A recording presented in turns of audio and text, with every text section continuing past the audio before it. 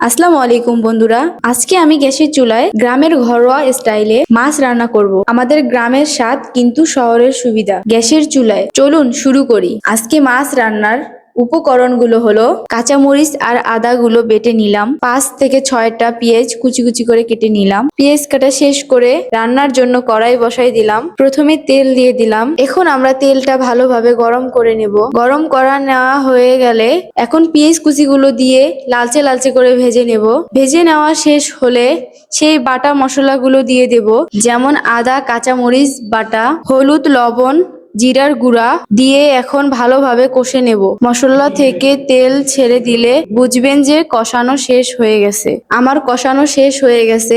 আমি এখন মাছগুলো দিয়ে দেব মশলাতে। এরপর আমি মাছগুলো কষিয়ে নেব। কষা শেষ হয়ে গেলে পানি দিয়ে ঢেকে রাখবো। তো আজকের ভিডিওটি এই পর্যন্ত। আশা করি আপনাদের ভালো লেগেছে আমার এই গ্রামের স্বাদের মাছের রান্না। যদি ভালো লাগে লাইক, কমেন্ট, শেয়ার করতে ভুলবেন না। আবার দেখা হবে অন্য কোনো ভিডিওতে ইনশাআল্লাহ।